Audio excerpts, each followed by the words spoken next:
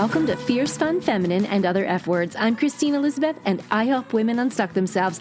F is for fabulous. We are talking about what fabulous is and how you can be fabulous. Every day isn't fabulous, but you can step into fabulous to change your day. Do you believe me? All right, let's get started. Fabulous is in the title of my podcast because it's something I aspire to. It's something I want to be. And I also want to be fun. I want to be fierce. I want to be fit. You know, all the things that F words represent that I've talked about so far in the life of this podcast are all the things that I love and I admire about women and things that I strive for myself. And fabulous doesn't have to be somebody on the red carpet, on TV, celebrity. Fabulous can be you. Fabulous can be me. Fabulous is not just a mindset, but it is. It starts there. But let me get to all the things I think a fabulous woman embodies. And maybe you will think of other things, but let's just go with this list. I think a fabulous woman has charisma. She enters a room and there's something about her. She doesn't have to be loud and flamboyant, but she has charisma. She's fresh. She's fun. She's kind. She's caring. She's fierce. She's confident and she's centered. She has poise, and it's obvious that she has self-care. Fabulous women, the most fabulous women I can think of, are open and transparent about their strengths and their weaknesses. They operate from a place of abundance, generosity, and positivity. Oh my gosh, all the things I want to be every day. Am I those things every day? No. Do I want to be? Do I try to be? Yes. Because I feel best when I'm in the zone feeling fabulous. Can you relate to that? Can you think of a time where you were just 100% you, 100% authentic you? You felt good in your body. You felt good in what you were doing. You felt good in what you were wearing. You felt good with who you were around. And you felt like you could just express that 100% authentic to yourself, in alignment with who you are, in alignment with what you stand for. Can you relate to that feeling? That's fabulous.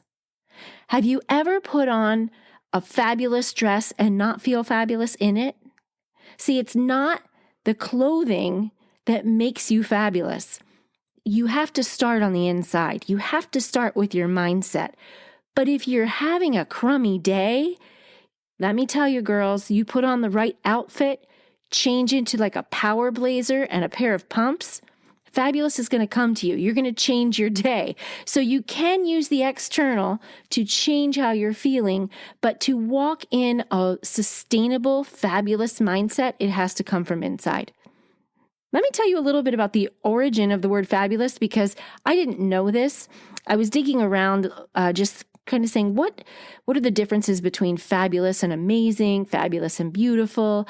And the interesting thing, in the English origin of the word fabulous, it comes from the word fable, which meant mythical, some mythical figure, legendary, unattainable. And as happens with English language, the word took on new meaning to become what it means today and what it represents today. And I love what they've done with it. It still can be a little mythical, can it? If you think about a fabulous woman, someone who who is she right now? If you had to think of a fabulous woman, who do you picture in your mind? And I'm not going to plant that there because all of us have a different kind of idea of what fabulous is. But when you think of her, she is kind of like mythical, isn't she? But when you hear her speak, I'll bet she's transparent. I'll bet she owns her stuff. I'll bet she's real and raw. But there's something about her when she presents herself to the world that is also fierce, confident, centered, all of the things that you can be if you want to be fabulous. Okay, so how do we get there? What do we do? Because there are days where you don't feel fabulous. And if you are a mom with young children or a newborn listening, I know that you are sleep deprived. I know that you're lucky that if you take a shower that day, it's a win and you don't feel fabulous. I am going to present to you a different way of looking at it. Right now, you're in a season of fabulous motherhood. You're being a fabulous mother. Yes, your patients are wearing thin. Yes, you're exhausted and you might look like hell. But that is a season in a woman's life when you are growing and raising humans and teaching them how to use a spoon. That's pretty dang fabulous. So go easy on yourself, give yourself grace, because a fabulous woman will give herself grace and not give herself a verbal beatdown because she doesn't look the part of what the world is telling her she should look like. So I'm going to tell you, if that's you right now, you're in that motherhood phase where you're running ragged and you just don't feel like you can even step into that, you're in a fabulous season of motherhood. That's different. Priority. And all of us who have been there want to cheer you on and say, it doesn't last forever, it is exhausting, and it's worth every minute. And when they get a little older, you're going to have time to start getting back into your fitness routine, getting back into not eating fishy crackers, right? You're going to have time to get back into the you before the kids were born. But I don't want you to long for that you. I want you to look at the you that's moving forward, the future you that's going to be centered and confident and fierce and positive and generous and all the things that make up a fabulous woman. Now, maybe you're in a season of frumpiness. Now, frumpiness isn't who you are. That's an adjective for how you feel, okay? Frumpy to fabulous is something I specialize in. I love helping women get there. If you're just stuck and you feel like I'm not fabulous because I'm a schlump, I'm lucky if I can get anything put together that looks like an outfit that was on a mannequin in the mall. Forget it. That's not me. Well, first, we need to change your mindset, because a fabulous woman doesn't say that. A fabulous woman says, okay, I'm going to put myself together. So I'm going to put an outfit together so that I don't feel frumpy anymore. And you're going to take the steps and learn, research, read, get on blogs, find a personal stylist in a department store. They exist. And if they're in a department store, they're just making commission on a sale of clothing. You don't have to hire a personal stylist, but they will help you get a sense of style. One outfit can take you from frumpy to fabulous. One. In my coaching program, when I coach women in one-on-one coaching, the end of the program, we go through health and beauty and fashion. And one of the things that I help them do is find a power outfit that they can put on a hanger all together. Top, bottom, accessories, all of it. If it's slacks and a top or a dress and a jacket, whatever, it's all on one hanger with the accessories, like maybe it's a choker or a long chain, whatever, shoes underneath it, power outfit. And they put it in their closet. What is your power outfit? That's going to help you on those days where you feel like you need something. That's going to take you from frumpy to fabulous. How about this? If you are somebody that's walking around all the time dressed down and you don't feel fabulous, I'm going to suggest that maybe it's time for you to start dressing up. Why not? Why not? If you want to change how you feel about yourself and you want to present to the world a little bit more confidence, or maybe you need it for yourself to believe that you can be confident again, change what you're dressing yourself in. Find an outfit that you put on and you're like, I'm a badass in this outfit. Not a power outfit like, going to a meeting and you have to close a sale, but something that just speaks confidence for you. You put it on and you feel good. You feel fabulous. I'm going to challenge you to get in your closet and find that outfit. And if you don't have it, you can put one together. Go out there, find one piece that you can buy that makes you feel amazing. And remember, you want to wear 3 pieces to complete an outfit. You're not just putting on a top and a bottom. You're putting on a top, bottom, and vest, a top, bottom, and jacket, or a dress, a jacket, and a long accessory. There's always 3 pieces to make it fabulous. There's my little tip for you on that one.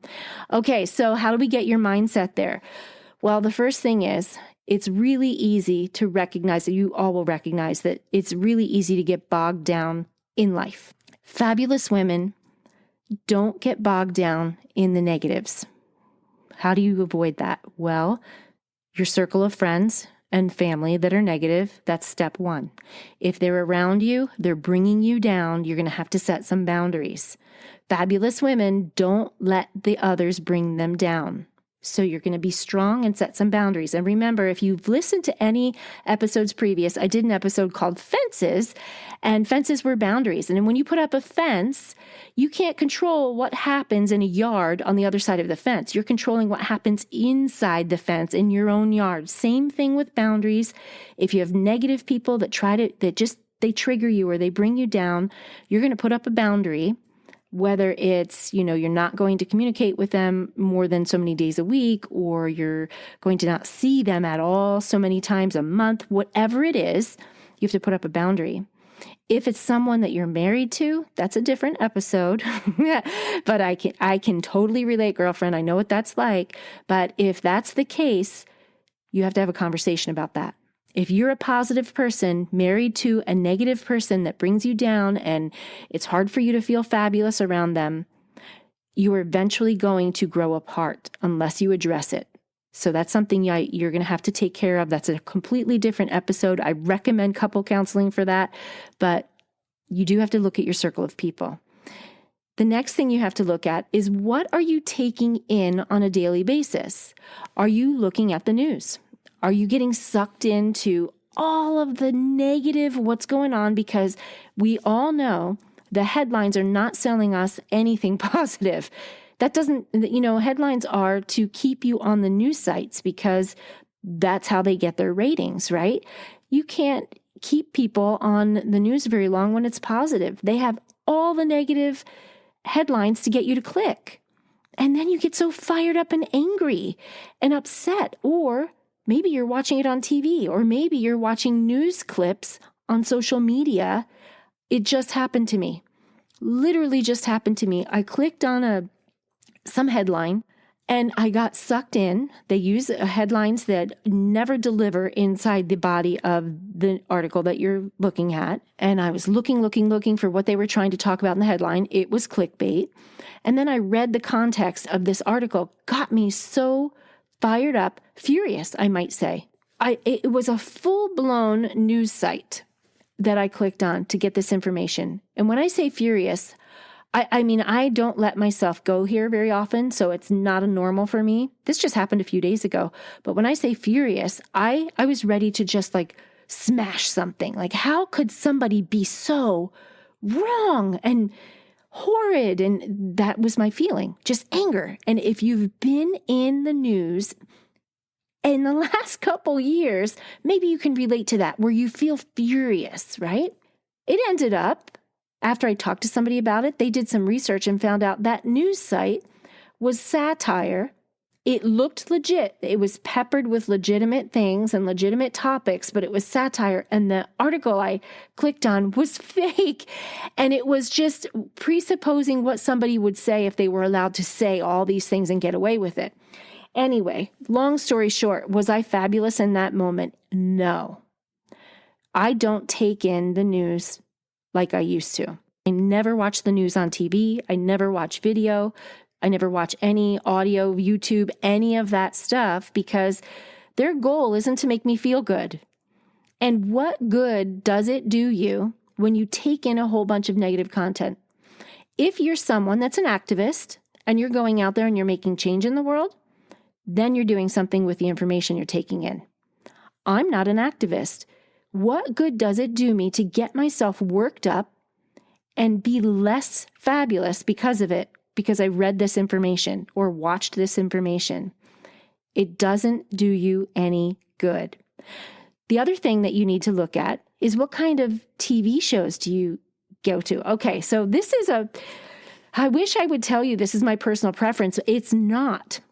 It is what you surround yourself with. What are you taking in? It's like, what are you feeding your body? Well, what are you feeding your mind? Do you watch, what's your guilty pleasure? Are you into true crime? Are you into, the housewives of wherever? Are you into the Bachelor, Bachelorette stuff? It's fun. It's entertainment. But do you get sucked into it to where it affects who you are? Does it make you less fabulous when you watch it? Does it make you feel any negative vibe when you take it in? I just met someone last week who is addicted to true crime and like those TV shows where what is it called? I don't know because I don't watch TV. It's some TV show like Blue Bloods or something like that. But anyway, it's all crime stuff. This woman lives in a beautiful part of Washington State with low crime. She's so paranoid about someone hurting her, stealing from her, breaking and entering into her home, hiding under her car to slice her ankles before she gets in it at the mall. She's got her head on a swivel because she's so paranoid about bad people. Now, I am not naive to say that those people don't exist. I think a fabulous woman is fierce. She's also smart, educated, and aware, but she doesn't live in fear. You see? So if you surround yourself with negative people, negative news, and fear-based or any type of TV shows or entertainment that makes you a little bit paranoid, you can't be fabulous because it's going to make you fearful. And fabulous women don't operate in fear. There are 6 things that I could come up with that I notice fabulous women do on a regular basis. So here they are for you to apply to your life. And this isn't to suggest that we do all of them at the same time. If it overwhelms you, find the one you need to work on most. We all are in different phases and seasons in our life. So this is to help you get unstuck from wherever you are. Maybe it's in your fashion. Maybe it's in your mindset. Maybe I don't know where it is for you, but find the one that you can work on this week and move the needle in your life. Okay, step 1, fabulous women work on self-improvement daily. Self-improvement is anything with the mindset, anything with their attitude, anything with their health. Self-improvement is I am becoming a better person than I was 5 minutes ago, and they do it daily. All of my people that I'm surrounding myself with right now are self-improvement nuts. We are immersed in changing and growing and being a better version of us every single day. And being around these women, they inspire me. And I would suggest that you find a similar group like that to be inspired so that you can do the same thing. That's the first thing, self-improvement. Second thing, fabulous women don't apologize for what they want. They speak it. They're not sheepish about it. They don't say, if I could just, the word just is another word from I'm sorry, right? If you can remove it from your speech, you will be a stronger woman. Try to remove the word just every time you speak. I'm just stopping in to say hi. Oh, just a note to blah, blah, blah. I would just like to eat here. I would just like to. No, speak what you want. You don't need to say just. A fabulous woman doesn't do that. She doesn't apologize for what she wants. Get the word just out of there. Now, I'm not saying don't say I'm sorry for things that you are legitimately needing to apologize for. But, if a woman runs into your heels at the grocery store with her cart and you turn around and apologize, you might be Canadian, and that's love to all my Canadian friends because you apologize for everything. But you got hit from behind, girl, with a cart. What are you saying I'm sorry for? That she wasn't paying attention? Okay, fabulous women don't apologize or make excuses for what they want, and they don't use the word just all the time. Try it out. You'll notice it. When people start speaking, you'll start to hear the word just come up, and you'll go, that really is kind of like apologizing for what you're trying to say. You don't have to do that. Number 3, they are unapologetically themselves. I love this. And I didn't do this until my 40s. I don't know how old you are, but I want you to think about this. I have a woman in my life who, oh my gosh, she is so pure in her disdain for some things that are happening around her business and how she's not getting support from the city, the police, different things. And it's just things that should not be happening. There's some safety issues because of burglaries, homelessness, all of this stuff. And she is so outspoken about it. And she will come right out and say, it is a flippin', she uses 4-letter words, but I won't hear. It's a flippin' waste of my time to call this person and the police department and that because they do absolutely nothing. And she'll go down this whole list of, you know what? It's just poor leadership. And she'll go off on the elected officials. Anyway, what I appreciate about her is she is someone that would say exactly what she's saying to me to anyone's face. She's not backstabbing. She is pure in who she is. Another example, there are bloggers out there or podcast hosts who are very, very polarizing, opinionated.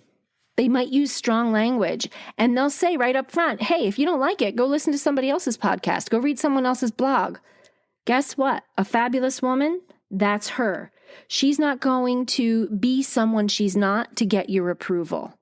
She's not a chameleon. She is who she is. Are you blending in with the crowd just to be accepted, or are you standing up for who you are? You're unapologetically yourself.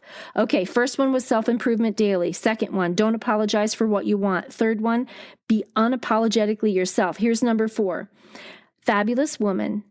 She will care about how she looks and spend money on her appearance. Okay, you might hate this one. I just talked about this with young moms and motherhood.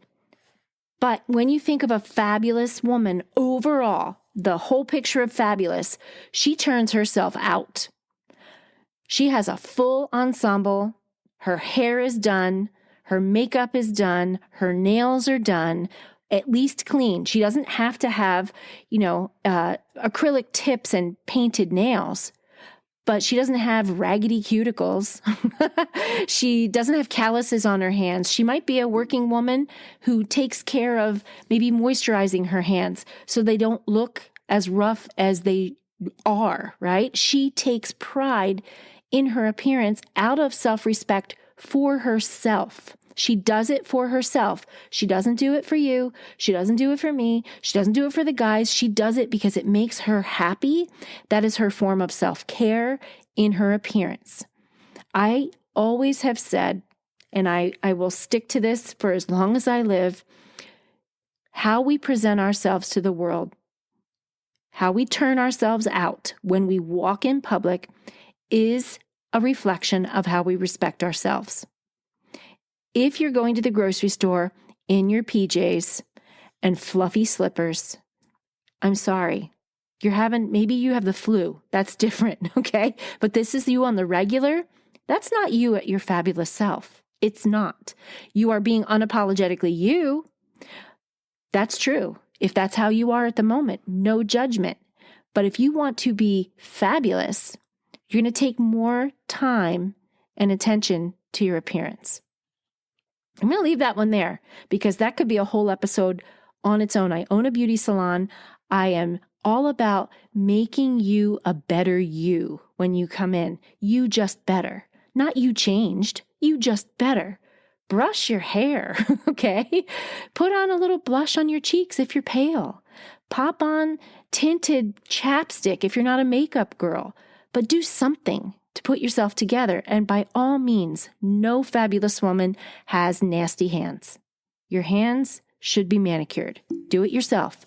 You can do it. It's not hard. Keep your nails clean. No dirt under your nails. Simple basics. That's something a fabulous woman would make sure she did. Okay, so the next one. Fabulous women take risks. Fabulous women are brave risk takers. They don't live in their comfort zone. There might be areas in their life where they feel like it's hard for them to get out of it, but they look for ways to get out of it. They don't stay stuck long. They might stay stuck for a while, but they're trying to get out. They're working to get out. They're chipping away at it. But they don't just resolve themselves to the fact that something will never change. They make change happen. They're movers and shakers. They're risk takers. Are you stuck in your comfort zone? In what area? Are you stuck in a dead-end relationship? Are you stuck in a dead-end job that just is unfulfilling? Now, there's a time where you need to have a job just for the income, but right now in the world, you can get a job in just about anything because everyone's hiring and it could be more fulfilling for you. Maybe you just want something that has more impact and it's more fulfilling for you, feels rewarding. Are you stuck? Be brave. Where do you need to be brave to step out? Be brave, take risk. The final thing, the sixth thing is, it is obvious that fabulous women care about what they eat. Whoa, did she just say that? Yes. You can't eat and drink unnutritious food and feel fabulous. Yes, sometimes you can, but let me ask you a question. Have you ever ate food that just made you feel like dirt and drank too much and then woke up the next day and felt fabulous? Maybe when you were 19, when you were younger. When you're older, your body doesn't do that. And if that is something you do on the long term, your skin and your eyes reflect it. Your energy reflects it. Your body reflects it. Fabulous women are very intentional about how they feed their body, about how they hydrate their body. You can't feel good and be in a good mood if everything in your body hurts because you're eating all this processed food and you have inflammatory joints. If you don't know about unprocessing your diet, send me an email. I would love to talk to you about that. Processed food leads to joint inflammation. And if you're sedentary, as well as eating processed diet, you're going to hurt even more. A fabulous woman is intentional about what she eats and drinks. That doesn't mean she doesn't have any fun. That doesn't mean that there's not chips, salsa, and margaritas in her life. But that means it's not on the regular. She is very intentional of making sure she eats for how she wants to feel. And if she wants to feel like a go-getter, a risk taker, a positive person, caring, fun, compassionate, all of the things that make up a fabulous woman, is she going to eat fast food every day? Probably not. When I tried to think of fabulous women that I could list on this episode so we could all relate to what fabulous is, I thought this is really hard because fabulous on screen doesn't really show us the whole picture, does it? We don't know. The only way we can do it is on screen, really, celebrity or someone well-known because we don't know each other. But I did come up with a couple, and I'm going to just share them with you. I think we could all agree Princess Diana was fabulous. Everything we could see about her emulated a woman who had compassion, who had positivity, who had generosity, she was a fabulous mother. She was a fabulous wife. She had a fabulous, well-dressed person. She had a lot of things that emulated fabulousness. Now she was a princess and she had all of that going for her. But before she was a princess, she had those things too. It was inside her mind. She didn't have that chip on her shoulder. She had a power about her that was feminine and soft. I thought of another one that you might not realize you even know who she is. Her name is Sarah Blakely. If you've ever worn Spanx, you know who Sarah Blakely is. Oh my gosh, she is one of the most fun, fabulous women I could ever follow and be influenced by. And if you've never followed Sarah Blakely on social media, I would recommend it. She just sold Spanx, the majority of Spanx, to a company. She's still a shareholder. She's still involved. But what I love about her is that she's all about empowering women to step into entrepreneurial business, to step into their best self. And, she started with $13 and a backpack and some fabric when she started Spanx. And if you don't know what Spanx is, I'm going to assume you do, but if you don't, it's undergarments that are shaping undergarments for women, okay? But they're also into clothing now, and they also have leggings, and they have shorts and different things, so they're branching out. The company she sold to was an all-female board of directors, and she felt like they were going to take Spanx in a direction that she agreed with because she is all about women empowerment. You see, a fabulous woman empowers other women. A fabulous woman is not threatened by other women. Sarah Blakely is a perfect example of that. Somebody else I thought of that I love, I think she's a fabulous woman, is Jamie Kern Lima. You might not know her by name, but if you've ever used IT Cosmetics, IT, T as in Tom, Cosmetics, that was created in her house with all of her savings down to the last few dollars, almost ready to file for bankruptcy before she finally hit it big. And she has a book out called Believe It.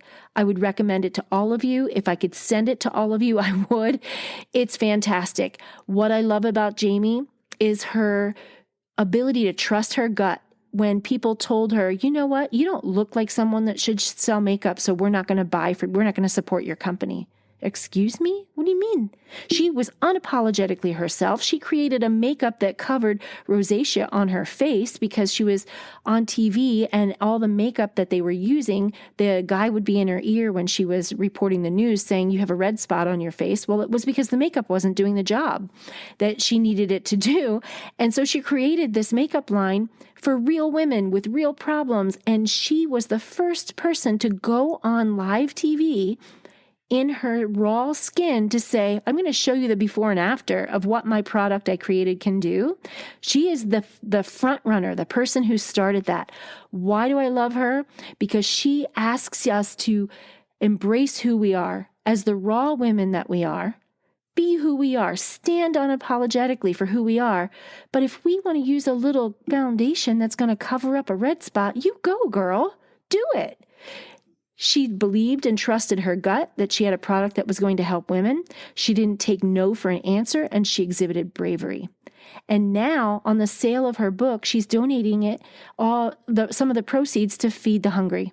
I love her. She's powerful. She embraces all of the things to me that a fabulous woman embraced. I would be wrong if I didn't mention Oprah. Now, Oprah is a completely different example of fabulous from these two. She, of course, if we start backwards, we have like the number one media mogul, female, first Black woman, all of these things that she did. But from her very meager beginnings, born to a single mom, she was pregnant at a young age, dad wasn't involved, and then dad came back in and she was sexually assaulted and all of the things that she had to overcome to get where she is. And then take TV talk show to an area that created vulnerability on live screen, something that she got a lot of flack for. She went places nobody ever dreamed of going with talk show. That's why it exploded. Mostly women in her audience gobbled it up because she could get people, she could draw them out to be more real and raw and transparent. But what I love about her is that she went from where she was to where she is today by working her butt off without a man. She didn't marry into money. She didn't depend on another man. Now, I'm not minimizing partnership and marriage and male-female partnerships at all. But I have to say, she did it on her own. She can sit back and say, wow, look what I did. And now, not now, but even for years ago, she started being so generous with her audience. I mean, that was always a joke, but it was not a joke. It was real. You want a new car, the whole audience would get it, or everybody in the audience would get a book, or everyone in the audience would get something. She was generous, giving back. She's built schools in Africa for young girls. She's done all kinds of things to help empower people. And she did it all herself. One of my final things about fabulous women that I didn't mention yet, that is one of my most important traits that I think all fabulous women have, is poise. And when I say poise, I mean it's how you present yourself. Now, I think J-Lo is fabulous. When she dances in a way that is common to Latin America. She, booty pops and does all of that stuff. That is her art. That is her talent. That's her gift to the world. And I'm not talking about that. That, women will go, oh, that's not poise. Well, no, that's her art. That's what she's doing. But when you watch somebody like her sit down, she is very graceful. her legs or ankles are crossed or her knees are crossed, and she holds herself in a beautiful way. She walks with a beautiful stride. Princess Diana, poise.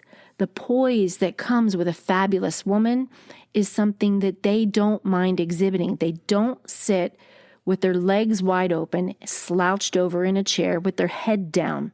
They hold their head up. Their ears are over their shoulders. Their shoulders are back. They're not rounded. Their chest is forward. Poise is important to being fabulous. I want to read something to you as we close because I loved it. I can't take credit for it, but let me read it to you as we wrap this up. Be a woman so strong that you can be gentle. Be a woman so educated that you can be humble. Be a woman so fierce that you can be compassionate, and so passionate that you can be rational. Be so disciplined that you can be free. That was written by Kavita Ramdas, and I just found it and thought that's everything a fabulous woman would be. I hope you take one nugget from today that you just listened to in this episode and move the needle forward in your life to become more fabulous because the world needs you to step into your fabulous self. Thank you for listening. Let me give you a quick recap because I covered a lot and I want you to apply this because we need more fabulousness in our life. And I listen to podcasts and I don't like going backwards and having to hit play again on the same one unless I need to listen to it again. And I'm not discouraging you from doing that, but let me give you a brief recap of a fabulous woman. She has charisma. She's fun. She's fresh. She's fierce. She's caring. She's compassionate, centered, and confident. She has poise. She's transparent about her strengths and her weaknesses. And the things that she does that I want you to pay attention to this week, what one thing you need to do to make yourself more fabulous? What is it? Is it self-improvement on a daily basis? Don't apologize for what you want. Stop using the word just. Be unapologetically yourself. Take more inventory and more respect for what you're wearing and turning yourself out in the world, caring more about your appearance. Take risks, be brave, get unstuck in one area. Take care of yourself and the way you eat and drink. That's my recap for you. If this episode was helpful, feel free to share it with a friend. Don't forget to hit subscribe so that you get notified next time a new episode releases. I'm so glad that you've spent this time with me, and until next time, have a fierce, fun, feminine, and fabulous day.